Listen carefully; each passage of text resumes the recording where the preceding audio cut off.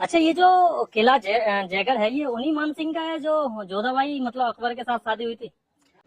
यही बड़ी समस्या है। हर आदमी हमारे इतिहास में कहीं भी लिखा हुआ नहीं है, लेकिन ये एक serial Jodha Akbar serial picture बना के हमारे हिंदू संस्कृति को, हिंदुओं का, सनातनी लोगों का, इन वीर योद्धाओं को सर झुकाने के लिए इनको एक पॉइंट मिल गया, झूठा पॉइंट बना लिया। कोई इतिहास में कहीं लिखा हुआ नहीं है। एक सीरियल और एक पिक्चर बना के इन्होंने झूठा, एक जोधाबाई आमेर की राजकुमारी थी, कोई उसको मान सिंह की बहन बताता है, कोई कौन बताता है, अकबर से शादी करती, लेकिन जोधाबाई नाम की राजकुमारी आमेर के अंदर थी ही नहीं। मैं उसी किले में बैठा हूँ, जयगढ़ फोर्ट के सामने, जो राजा मान सिंह का किला था। और राजा मान सिंह 400 साल बाद अपने हिंदुस्तान की हर बहन बेटियों को, जो अफगानियों ने उठा के ले गए थे यहाँ पे, और 400 साल तक उनको लूटा था, उनकी असमत लूटी थी, उसका बदला लेने के लिए 400 साल बाद अफगानिस्तान जाके वहां पे भयंकर गदर मचा सकता है और वहां पे इतना खौफ पैदा कर सकता है कि आज भी वहां पे बच्चा भी रोता है, कहते हैं चुप हो जा, नहीं मान सिंह आ जाएगा। कहावत है, मात सुनावे बाल का मान सिंह रणगात, भूलो नहीं काबुल आज भी वो खांडो वो हाथ।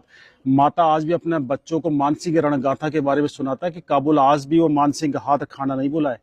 वो मान सिंह क्या अपनी बहन किसी अकबर को या मुस्लिम को दे सकता है? अफगानिस्तान लूटने के बाद उस आदमी ने अपनी लाइफ के अंदर 7,000 मंदिर बना दिए थे मुगलों के टाइम में, जब मंदिर का नाम लेना भी गुनाह था। आज भारत सरकार को 80 साल बाद भी एक मंदिर बनाने में 80 साल लगे, आजादी के बाद एक मंदिर, राम मंदिर बनाने में। उस आदमी ने मुगलों के टाइम में, अकबर के टाइम में, जब मंदिर का नाम लेना भी गुनाह था, उस आदमी ने 7,000 मंदिर बना दिए थे। वो शख्स अपनी बहन किसी मुगल को दे सकता है? गले उतरती है आपके?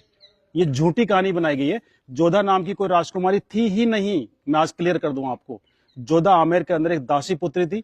मान सिंह के फादर का नाम था भगवान दास और भगवान दास के फादर का नाम था भारमल। राजा भारमल की शादी जोधपुर हुई थी, जोधपुर की राजकुमारी से।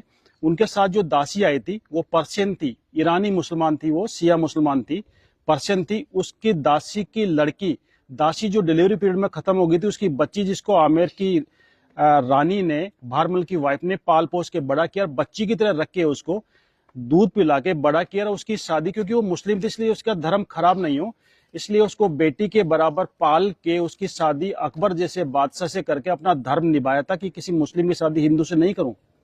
और लोगों ने उसको कहानी बना दी कि साहब जो मान सिंह की सिस्टर थी, मान सिंह की बुआ थी, अकबर से शादी कर दी।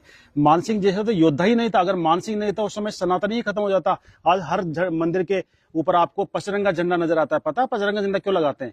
अफगानिस्तान के 5 कबीलों को जो हराया था, 5 टुकड़ों में डिवाइड था अफगानिस्तान, काबुल, कंधार, बलख, गजनी और तजाक।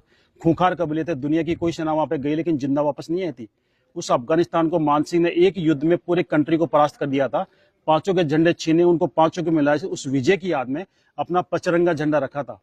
उससे पहले अफगानियों ने यह हालत कर दी थी हिंदुस्तान की। हरिद्वार जाते, हरिद्वार में जितने भी पंडित थे सारे पंडितों को मार दिया था, सारे पूजा वहां पे बंद हो गई थी।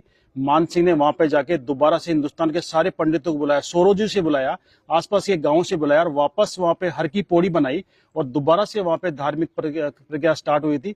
हिंदुस्तान के हर कोने से पंडित गए थे। राजा मान सिंह को धर्म रक्षक माना था और उनके पचरंगे झंडे को मिला के, 5 कलर को मिला के आगे से तीखा करके उसको धर्म ध्वजा का रूप दिया था।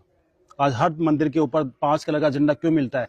ये राजा मान सिंह ने अफगानिस्तान को हराया था, उसी झंडे को धर्म ध्वजा का रूप दिया और राजा मान सिंह को धर्म रक्षक की उपाधि दी। सारे हिंदुस्तान के सब पंडितों ने धर्म बचाया अगर किसी ने तो राजा मान सिंह ने। हमें बदनाम किया जाता है, मान सिंह को बदनाम किया जाता है कि मान सिंह राणा प्रताप का साथ देते, हिंदुस्तान का इतिहास ही अलग होता। मैं बता दूं, अगर राणा प्रताप के साथ अगर मान सिंह मिल जाते, उसमें हिंदुस्तान का साउथ पार्ट पूरे अफगानों के अंडर में था और उनको हराना बड़ा मुश्किल था। और उधर से मुगल और आ गए थे, मुगलों के पास वो हथियार थे, तोपे बंदूकें, जो इंडियन के पास किसी के पास नहीं थी। अगर मान सिंह राणा प्रताप से मिलते तो मुगल और पठान मिल जाते, हिंदुस्तान से नामो निशान मिटा देते हिंदुओं का और सनातन का।